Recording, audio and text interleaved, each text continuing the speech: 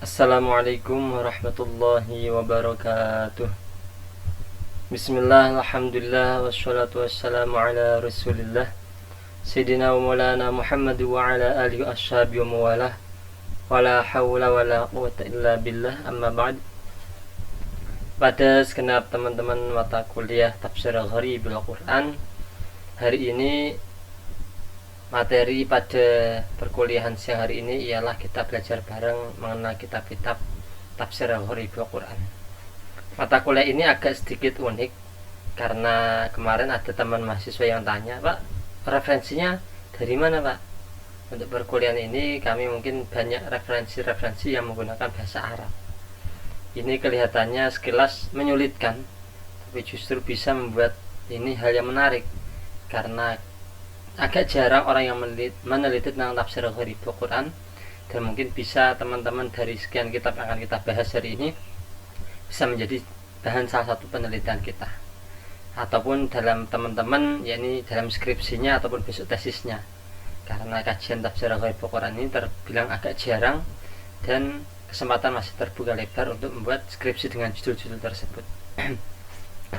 Terkait nama-nama kitab tafsir Gharibul Quran, teman-teman kemarin sudah pernah saya sampaikan di pertemuan tatap layar atau online bahwa di kitab yang sudah saya kirimkan di grup, yakni kitab Al-Umdah fi Gharibil Quran, itu sudah ada di bagian muqaddimahnya, yakni terkait kitab-kitab yang bahas Gharibil Quran.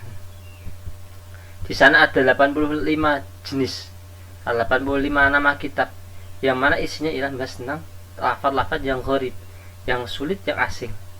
Apa saja, Pak? Bisa dibuka di PDF-nya, bisa dicetak juga kitab ini, yakni di nomor 85 atau yang terakhir ditulis oleh pihak penerbit, yakni ada Qomus Qur'ani. Itu komus-komus yang menerangkan lafaz-lafaz Quran yang sulit, yang mana disusun oleh Syekh Hasan Muhammad Musa.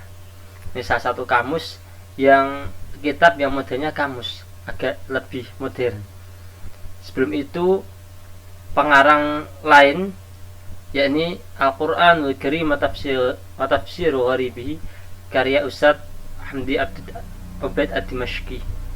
Ini juga salah satu kitab yang mana kitab ini menjadi referensi. Kalau kita belajar kitab Arab itu agak enaknya ialah kita jika ingin membeli itu terkadang kita nggak usah membeli. Caranya bagaimana? Kita bisa mencari di Waqfiyah, kita bisa mencari di aplikasi, di alamat internet lainnya untuk mendownloadnya. Karena apa? Kitab-kitab ini sebagian besar sudah ada di internet. Kita tinggal download model kuota, atau kita tinggal ke angkringan, kita wifi, download satu malam bisa 10 kitab bahkan lebih. Dan kitab-kitab ini kalau beli pun juga bisa, akan tapi jika teman-teman ingin baca fleksibel dimanapun, maka kitabnya bisa di-download di Waqfiyah ataupun alamat-alamat situs lainnya. Ada juga kitab Tafsir Gharibul Quran karya Syekh Muhammad bin Salam bin Ubaidillah bin Salim. Itu salah satu kitab juga ya, bisa menjadi referensi. Ada Ma'ani Al-Quran karya Imam Al-Akhfash, itu juga salah satu referensi yang menarik. Yang gak kalah penting ialah termasuk salah satu kitab yang pertama kali ditulis, yakni Gharibul Quran karya Abi Ja'far bin Al-Muqri. Itu termasuk kurun-kurun awal, sekitar kurun kedua Hijriah. Di samping itu kitab yang kami pakai, yakni Al-Umdah, ini pun juga kitab yang termasuk awal juga, karena beliau lahir sekitar tahun 355 Hijriah. Ini tahun-tahun awal di mana orang disebut salaf itu ialah pada tahun-tahun 400 Hijriah atau sebelumnya. Kitab Al-Umdah ini kami kirim di grup ialah sebagai salah satu kitab yang nanti bisa dipakai dalam setiap perkuliahan. Jadi jika teman-teman ingin mencari makhot, pakai kitab Al-Umdah ini. Tapi jika ingin cari yang lain, silahkan, kami terbuka lebar. Di kitab Al-Itqan, saya kira kitab Al-Itqan itu awalnya bahas Gharibul Quran agak banyak. Tapi ketika kami buka di rumah kami, kebetulan kami punya kitab Al-Itqan di rumah, ternyata bahasanya kurang banyak. Jadi di sini saya nggak menyampaikan al-itqan, boleh sebagai pengantar, tapi kalau bahasa detail di al-itqan kurang ada karena bahas Gharibul Quran lebih banyak di kitab-kitab lain. Ya, ini ada kitab lagi yang termasuk awal-awal, Ijabat Ibn Abbas al-As'ad Nafi bil Arzaq. Ya, ini kitab ini diterangkan dalam Al-Umdah ini salah satu pemimpin ulama Khawarij. Dia mengarang kitab ini jangan dikira ahli sunnah semua, tapi juga ada kalangan Khawarij. Ada salah satu hal sedikit yang mungkin agak berbeda dari perkuliahan, yakni terkait Khawarij. Kebetulan kami baru saja kemarin alhamdulillah bisa ketemu sama Gus Bahak. Kami habis wawancara. Dalam wawancaranya kami atas nama redaksi Majelis Arwaniyah itu, beliau membahas bahwa Allah itu dan Nabi pun juga sangat memuji orang-orang alim. Banyak orang di antara kita, di antara mungkin tetangga kita, saudara kita yang ahli ibadah, sedikit-sedikit dia ahli ibadah. Dia sholat tahajudnya rajin, sholat duhanya rajin, jamaahnya 5 waktu nggak pernah berhenti. Tapi kalau ada orang nggak jamaah, orang nggak pernah jamaah itu neraka, itu orang nggak pernah tahajud itu pasti amalnya buruk semua, orang nggak pernah sholat duha pasti ekonominya miskin anjlok. Terkadang itu yang menjadi salah satu cobaan kita. Kita sebagai sivitas akademika terkadang melihat ada orang yang abid itu bagian orang yang ahli ibadah, tapi dia sering menjustifikasi menyalahkan orang lain.